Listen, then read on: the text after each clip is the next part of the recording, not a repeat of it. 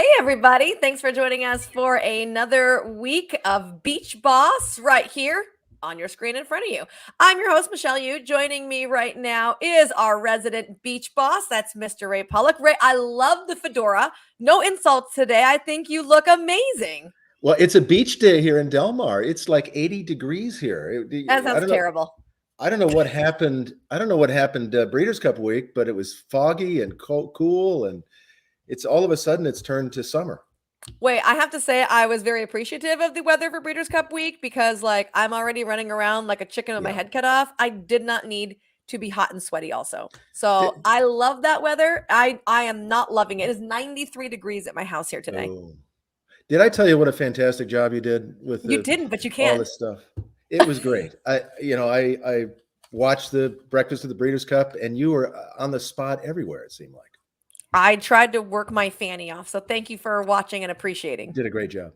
All right. So it's not just me and Ray patting each other on the back for this week. In Uh, case you haven't watched along on Beach Boss, every single week you can play against Ray, or every single day you can play against Ray. But once a week, we bring in a special guest handicapper. This week, it is my very good friend, Peter Thomas Fornatale, who's going to come in from In the Money Media Network. You might know him alongside JK. He's the better looking of the pair.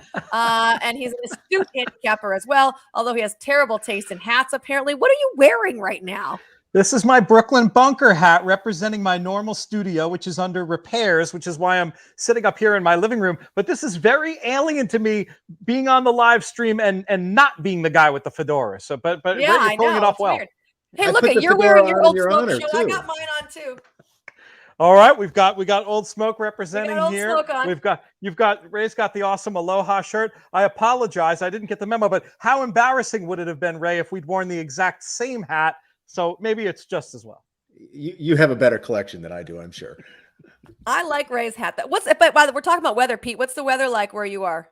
It's actually we started off rainy. The weather has come to a nice fall, autumn day, some golden sunshine. Hoping we can maybe get those turf races in at Belmont tomorrow, but there is a little bit more rain in the forecast. So who knows? I'm doing my anti-rain dance. Want to get a few more good weeks of turf racing here in New York. Last few years, we've been able to stretch on into December. Maybe we get lucky. Well, you were out here last week for Breeders' Cup. Can I get a highlight from each of you for Breeders' Cup? We're definitely not going to talk about Ray's pick for Breeders' Cup because that would be a low light.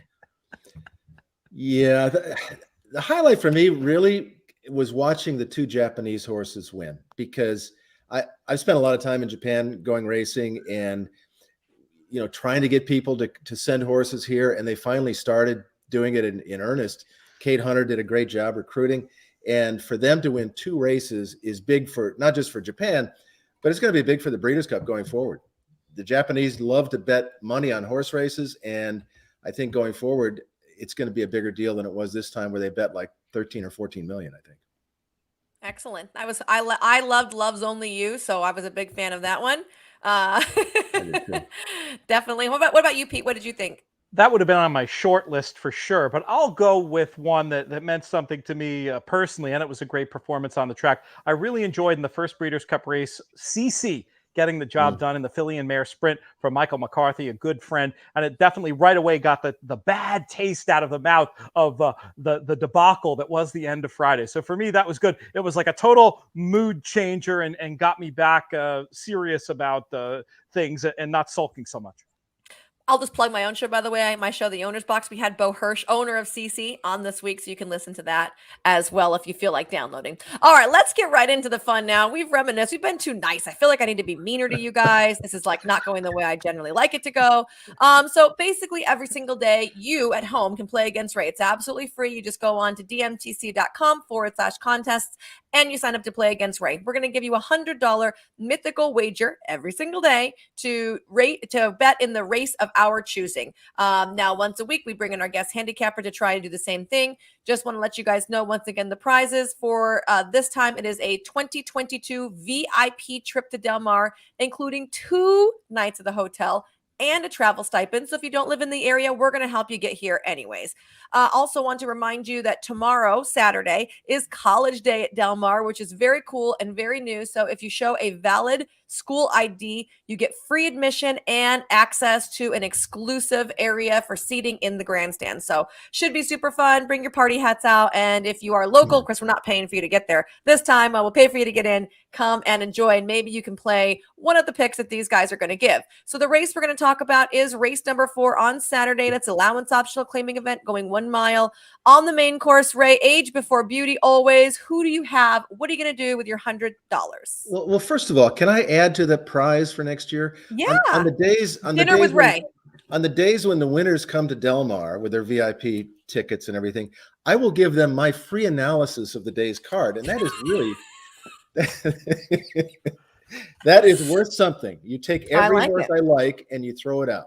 So there you go. That's good. I like that. That's very generous of you, Ray. Very, very generous. This is really one of the easiest races I've ever seen to handicap. Okay. Divine Armor on the rail goes from Tiago to Flavian Pratt. He was not well ridden last. Let's just put it that way. He was taken too far off the pace, and that's a huge jockey switch. The other thing is this horse worked with Edgeway, and Edgeway came, I think, finished second, right, in the Breeders' Cup Filly Mare Sprint. And held his own against Edgeway, I thought, and is working sharp. And if you go back early in a horse's career, was right there with Rushy, a horse that I like. That's a grade stakes winner. I just think that this getting the rail, getting Pratt, the works are good. That 59-1 on October 10, I think that was the in-company work with Edgeway. There's some speed in here. You know, Sadler has another horse in here, Impossible Task, that will probably be sent. And there's a little speed on the outside too. But I'm going $100 to win on Divine Armor. Not favored on the morning line, but maybe favored by the time they go off. Okay. I like it. Ray coming with some conviction. What about you, PTF? Well, if Sadler wins, one of us will win, because I actually like the other one that Ray referenced from the Sadler barn. Chalk. Did JK give you that pick? Impossible Task, 8-1 on the morning line. What chalk? Oh, what chalk sorry. are you I was talking looking about? at the favorite. My bad. I'm sorry. I apologize. I think Ray and I are both united in our opposition of Arham, who I do think is a vulnerable favorite coming off the 6-month layoff and making the switch out of the Pletcher barn. I think that this Impossible Task will be sent hard with the other runner in the race. I like stretch out speed. I think he has a good chance to show his stuff. I'm concerned that there isn't enough speed potentially for Divine Armor. If the favorite overperforms and can hook Impossible Task, I will set up for that one for sure. But I'm hoping maybe Arham just needs the race, doesn't pressure Impossible Task, and this one can be loose and lonely on the front end and land the spoils for us. So I was going to go 100 to win on number 3, Impossible Task. Everybody on Sadler. I like it here. I mean, I don't think Arham's going to be on the lead. He was on the lead in Saratoga. That is vastly different than on the lead at Del Mar. I mean, just the natural difference in speed from one coast to the other. I don't think that he's going to be on the front. That increases the chances, I think, of Impossible Task being able to pull an upset. So I hope that you're right. All right, I'll tell Emily that a lot's riding on her. That she's got great front end rider too. And she's got to work early. Yeah. Speaking of horses that were working in company, Arham was working with Malathat before shipping west, and didn't hold up that well, I didn't think, against Malathat. So I don't like Arham in here at all. All right. And no one on Arham, and Phantom Dance also attention on the morning line. No one likes that horse either, who's bringing in 3 in a row, but a step up in class, definitely. Right. So yeah. I like that you guys are going to have opposing horses, and it's solid 100 to win. I do have a concern that with Sadler having 2 in here and it being a short field, is it possible they're going to get a scratch in one of those 2 horses? Oh, I think they're such perfect team tactics that I don't think, you know what I mean? If they had the same running style, I think that chance would increase. But I think they just, I don't think your pick hurts my pick and my pick can help your pick. So I'd like to think that they're both going to go. Yeah. Earlier in his career, Divine Armor actually had some speed, not sprint speed, but he's not going to be as far back as he was last time out, I don't think.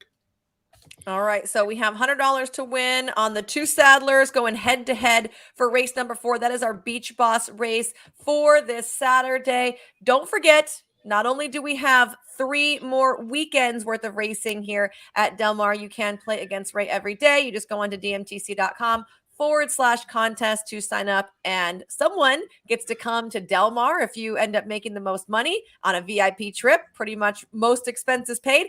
And Ray's going to handicap for you exclusively, which if you won this contest, that means you're a better handicapper than him. So I'm not sure how good that prize is. You know, I hadn't thought of that. Maybe they'll handicap for me then. Maybe, right? There you go. All So right, Peter, so you talked about turf racing at Aqueduct. We're going to have turf racing out here Thanksgiving weekend. It's great. Come on back out to Del Mar for Thanksgiving. You know, it's not impossible. It's not impossible. I do love the Bing Crosby meet. You know, when Del Mar used to run the 1 week that Saratoga didn't, I was out there every year for however many years that lasted, 15 or so. And with them meets being at the same time now, I love to get out there. I was thinking that Breeders' Cup sort of scratched that itch, but now, especially with the absence, the notable late scratch of sunshine for the trip to the Breeders' Cup, that Thanksgiving trip sounds pretty good.